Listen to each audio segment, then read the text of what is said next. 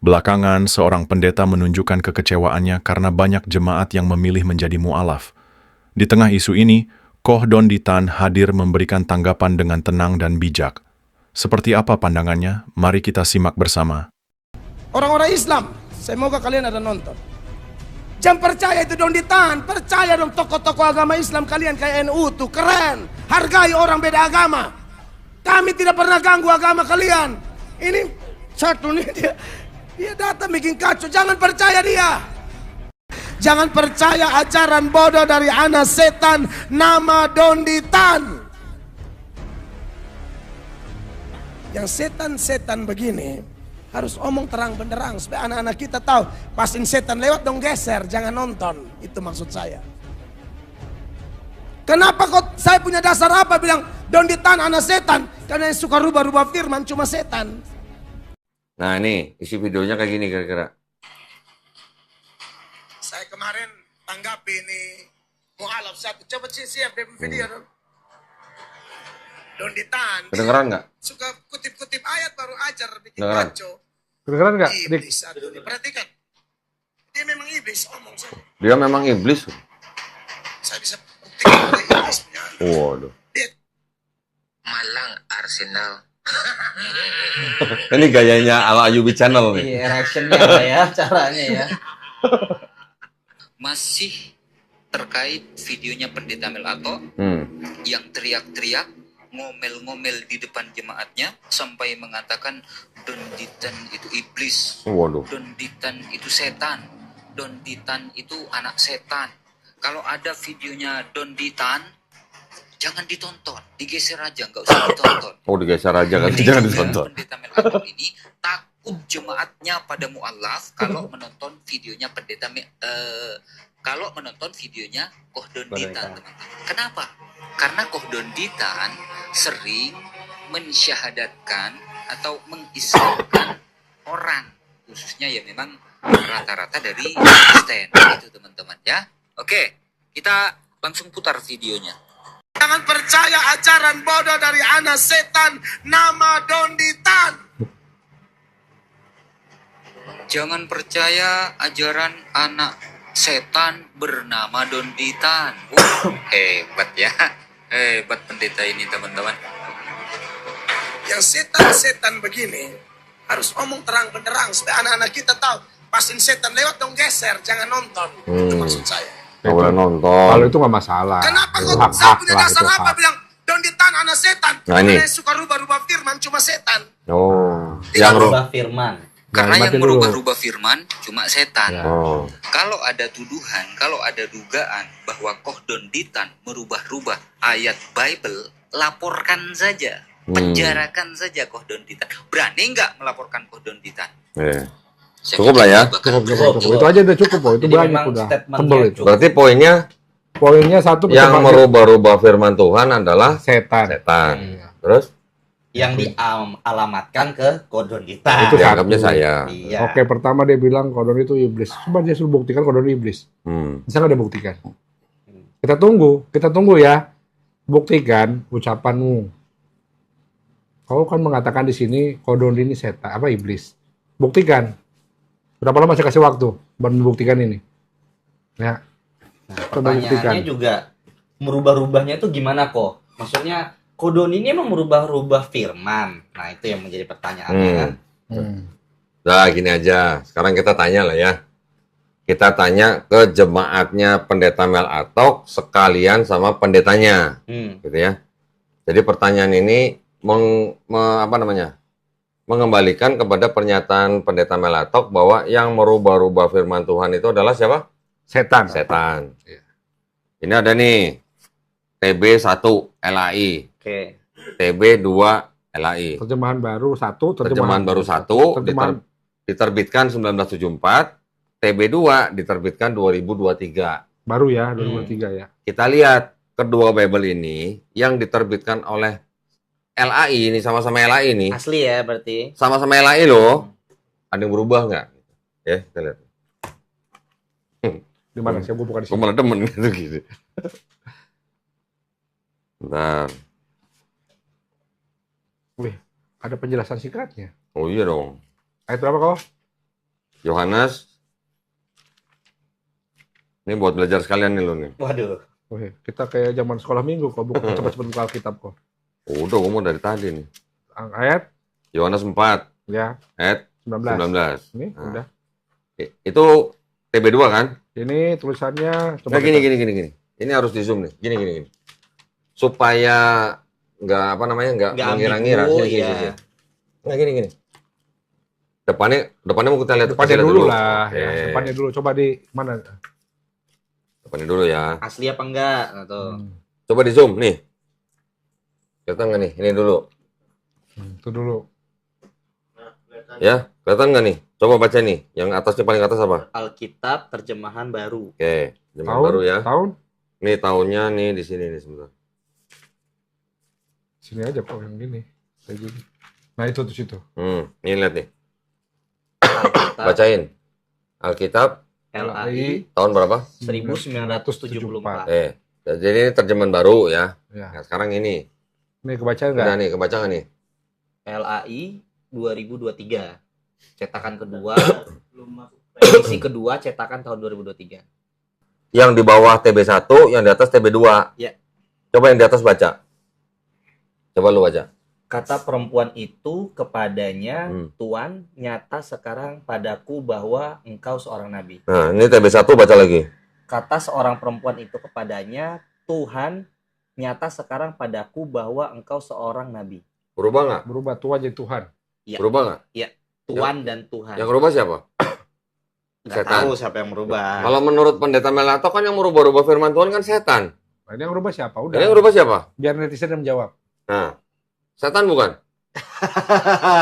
Biarkan penonton sendiri yang bisa Ya. menilai. Satu ya. Mau lagi Oke. ya? Mau lagi nggak? Boleh. Boleh. Kita Boleh. tunjukkan. Kalau satu Kalau satu kayaknya kurang ya. Sebenarnya kan uno integritasnya kan uno dipertanyakan. testis, kok. nulung testis kok. Satu saksi bukanlah saksi. Oh.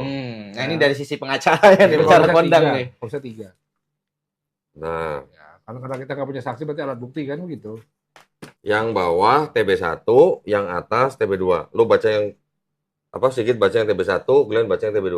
Oke, jadi satu dulu Ya, yang di yang bawah. Yang bawah. Tunggu tuh, udah fokus belum? Oke. Udah, Ya. baca. Ahazia berumur 42 tahun pada waktu ia menjadi raja dan setahun lamanya ia memerintah di Yerusalem. Nama ibunya ialah Atalia cucu Omri. Glenn, Lu baca kata bawah tadi? Yang batas yang lu baca. Yang bawah. yang bawah. Sekarang lu baca ke atas. Ahazia berumur 22 tahun pada waktu menjadi raja dan selama setahun ia memerintah di Yerusalem. Nama ibunya Atalia cucu Omri. 20. Beda nggak? Yang satu Yang bawah? Yang satu usianya 42 tahun. Yang Yang satu atas? 22 tahun. 22 tahun. Beda. Jauh. 20 Jauh. tahun bedanya. Beda 20 tahun. Iya. Nah, ini dirubah-rubah nggak? Ada perubahan. Ada perubahan. Kalau diduga ini firman Tuhan, ini yang ngerubah-rubah siapa? Ya kata tadi Pak Pendeta Belato, kalau ada berubah ayat itu Setan. Yang berubah siapa? Biar netizen yang Nah, berarti bukan kodonitan ya kan gitu Bukan. kan? Kan saya cuma nunjukin. Hmm. Ini yang ngerubah-rubah siapa? Ini yang ngerubah-rubah setan bukan? Gitu. Ya. Udah, baca. Ayat 6. Ayat 7. Ya, 7. Yang di atas apa Yang yang bawah dulu, bawah dulu. Yang Tunggu, bawah. tunggu, yang bawah. Demikian juga babi hutan, karena memang berkuku belah, yaitu kukunya bersela panjang, tetapi tidak memamah biak, haram itu bagimu. Yang atas. Atas. Babi juga najis bagimu karena babi memang berkuku belah, kukunya bersela panjang, tetapi tidak memamah biak. Oh, jadi dulu nggak. Apa bedanya? Dulu di hutan, sekarang udah di kota kok. Oh, babinya masuk kota. Nah, Tahu bedanya? Udah lihat? Iya. Yang satu babi hutan, nah, itu yang ini babi. Iya, Yang di bawah haram, yang di atas najis. iya. Yang ngerubah-ngerubah ini setan bukan? Kita kata, pokoknya kan. Ya kan cuma nanya berdasarkan Menurut kata Pak Pendeta yang tadi yang terhormat, nah, yang merubah ayat itu setan. setan. Jadi ini Nah, ini ngerubah-ngerubah siapa? nggak tahu, walau alam. Dan ini sebenarnya mengklarifikasi, ya bukan mengklarifikasi ya, integritasnya Kodone di sini ditunjukkan gitu Ya intinya kan. dia aja sendiri tidak memahami Bible-nya sudah. Nah, jadi kira-kira begitu. Nanti tunggu saja tantangan debat saya kepada Pendeta Mel Atok setelah saya selesai berdebat dengan Pendeta Budi Asali dan Pendeta Ezra Sauro ya. Tapi kalau bisa bergabung dengan Pendeta Esra Soro dan Pendeta Budi Salih, sekalian nanti saya bayarin tiketnya. Sekalian nanti saya tambahin kamar hotelnya. Oke? Biar pas juga momentum kan. Iya, biar pas juga. Jadi maksud saya, tapi gini, saya melihatnya gini, Pak Pendeta Mel Atok melarang jemaatnya untuk menonton video saya, itu haknya Pendeta Mel Atok. Ya. Ya, itu haknya dia. Setiap orang berhak untuk menonton Iya. atau tidak menonton. Iya, Nah, ya. itu haknya dia. Silakan, nggak apa-apa. Cuman ya tolong ini aja, maksudnya nggak perlu tantrum begitu kali ya. Hah? Kamu udah kejang-kejang. Itu Ahmad Kainama dan Dondi Tan. Buat Anda berdua adalah mantan Kristen yang memutuskan masuk Islam. Kalau mantan Kristen masuk Islam harusnya begini. Ya sederhananya, tidak tertarik dengan Alkitab, lebih tertarik dengan Al-Quran. Kan begitu. Jadi seharusnya Anda berdua, ya kedua mu'alaf ini, Dondi Tan dan Ahmad Kainama, sebaiknya Anda pegang prinsip itu. Saya tidak tertarik lagi nih bahas Alkitab, karena Alkitab kan dasar imannya orang Kristen. Sedangkan Anda berdua tinggalkan Kristen.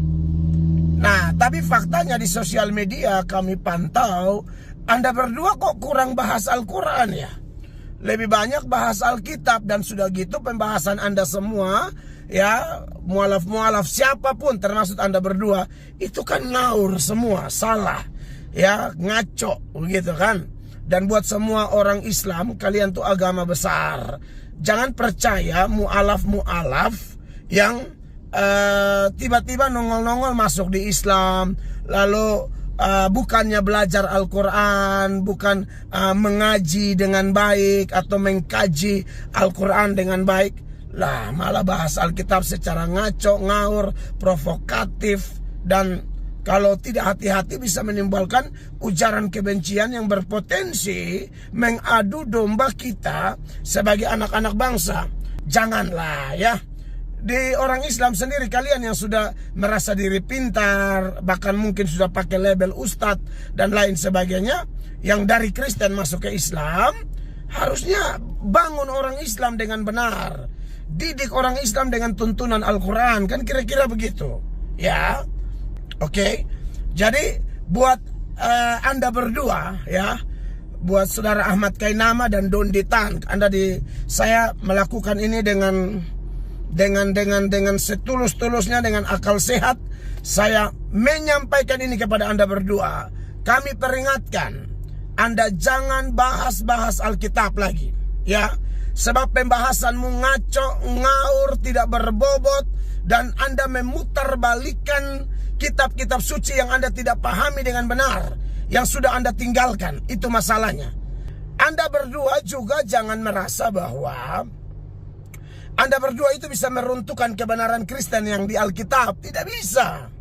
Jangankan Ahmad Kainama atau Dondi Tan, setan sekalipun tidak bisa. Ya, ingat. Mau Ahmad Kainama kah, Dondi Tan, setan, atau siapa, tidak bisa. Tidak bisa ganggu gugat kebenaran Alkitab. Jadi, daripada lu buang-buang energi membodohi banyak orang dengan menjelaskan Alkitab secara ngaur. Ulang, saya garis bawahi kalimat saya nih. Anda jangan membahas Alkitab yang sudah Anda tinggalkan, dan pembahasanmu mengganggu orang lain, membodohi orang lain.